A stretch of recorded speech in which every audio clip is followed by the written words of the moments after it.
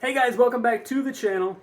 Today we're switching back to my cell phone instead of my camera because I have a better feeling that I will edit this one. Drift season 23 is coming and we've got some work to do to the Z. And by that I mean it's currently not boosted.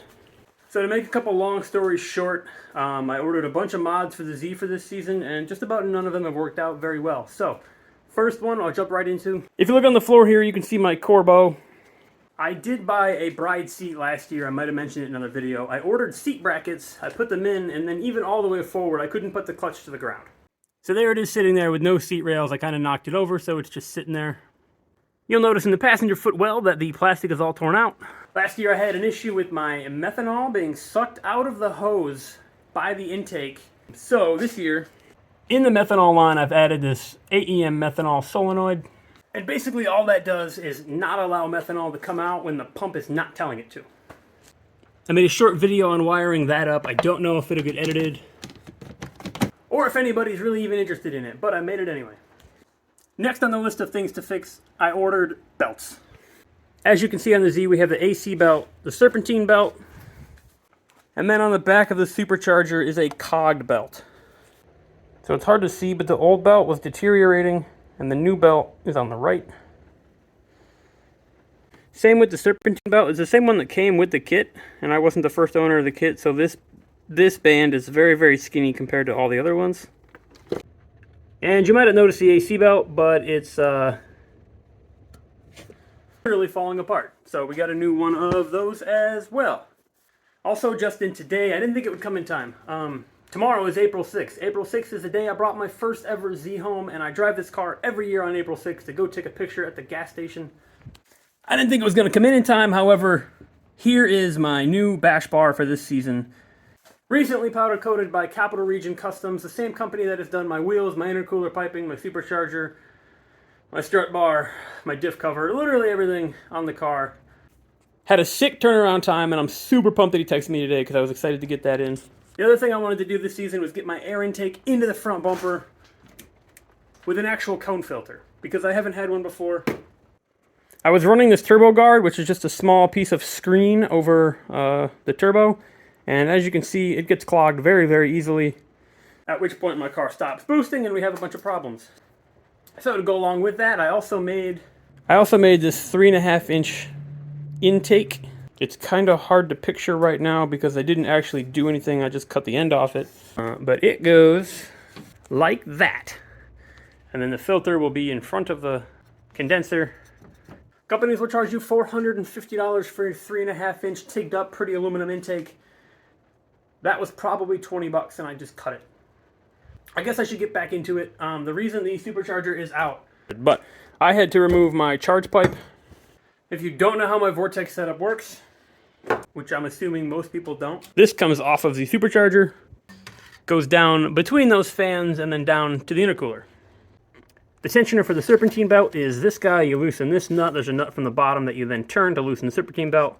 And same ideal situation over here, except the charge pipe was right here. That left me just about zero room to get to this nut. So I pulled the charge pipe out to get to that nut on the tensioner. However, then I noticed literally this entire area was covered in oil and dirt. Basically, I think the problem I was having, this was leaking, I think, because these weren't very tight. So I sanded down the holder, I sanded down the housing, I got that nice and tight. It's not slipping around anymore, shouldn't leak anymore. And then the drain for the supercharger was also loose. So there was just oil everywhere collecting dirt, and I really just wanted it clean. So I pulled the supercharger out. I cleaned up the supercharger. I cleaned up the bracket for the supercharger. So now basically I'm just going to reassemble it because I need to drive it tomorrow, assuming it's not raining, because it might rain all day long.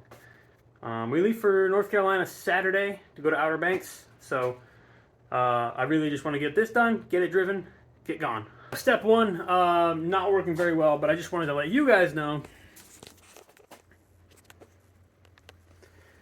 This is the tensioner for the AC. you turn the nut on the bottom, and it is reversed thread. Instead of turning it to the right to shorten the distance between here, you turn it to the left. So you loosen it. Lefty-loosey, righty-tighty. If you loosen it, it loosens the belt, which is probably going to be important and probably the most watched part of the video. I just wanted to update you. So I got the Supercharger back in case anybody doesn't know, the Supercharger bracket is held in with this 15mm bolt, these 10s, and then two 10s down here. Not much. So I got the AC belt on, and the tensioner all freed up and working, so that's there. I tightened it down. I got the new Supercharger belt on, the cogged one. Serpentine belt is what drives the Supercharger, and this is a long john. Like, that is around my toes, and then up to like 6 inches below my nipple. So I go to put the new belt on, and I'm like, this thing does not fit. It does not fit at all. I had it routed like this. I'll put a picture on the screen so you can kind of like follow it. So then I looked up the routing, and some guy was like, revised. So this idler pulley was over here, and then this idler pulley was over here, and then this cogged one was up here. And the belt would come over the top of this one, and then like over this inner one, and then go that way, I guess. I don't even remember. But here's the picture. I'll just put it like right. See what I mean with the pulleys?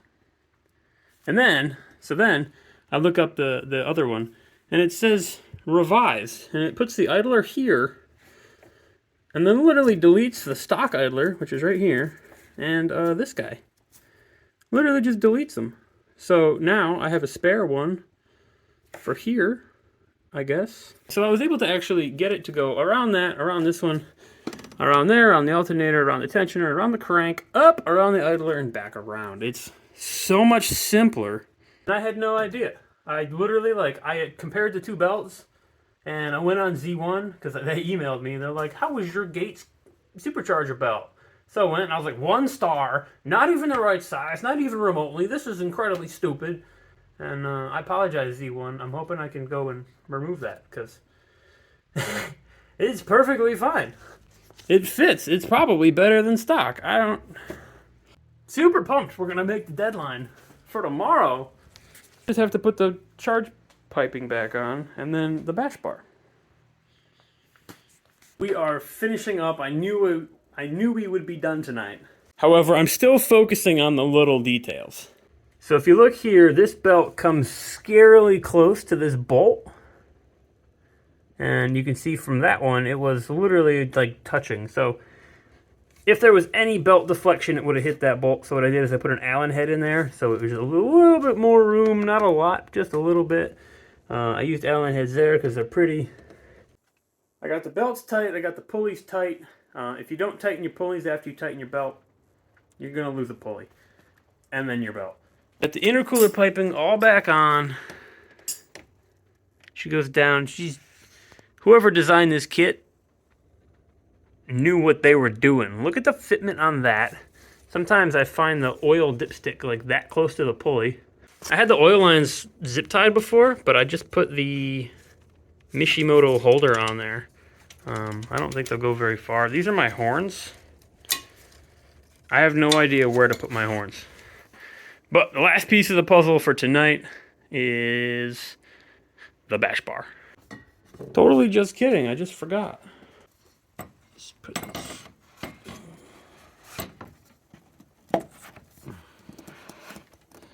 Like a glove.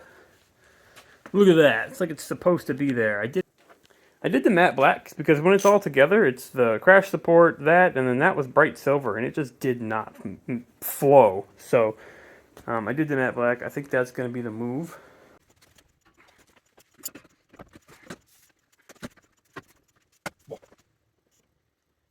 That's fucking rowdy.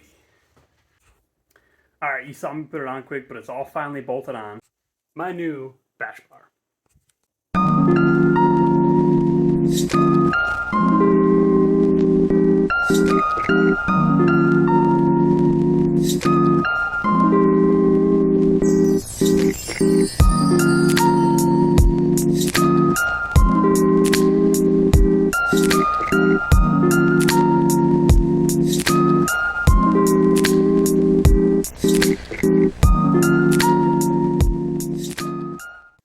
my favorite part about this bash bar.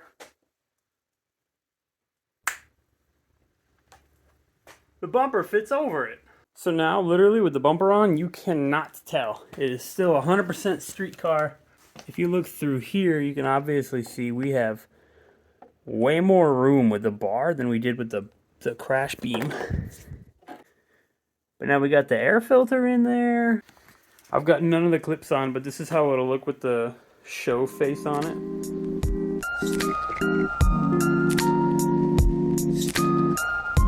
It looks so good, I missed it. Look at it. I just realized I have to drive this tomorrow, and the only seat I can use is sitting on the floor. I hope you enjoyed my Z update. Thank you for watching, thank you for subscribing, and I will catch you next time.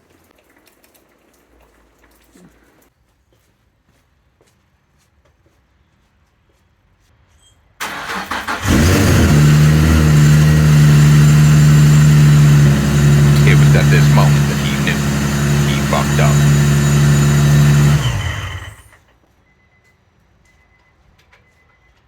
Oh!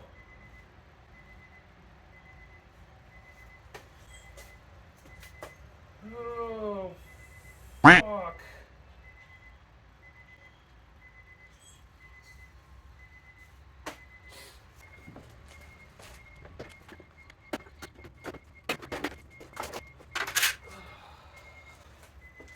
Nope.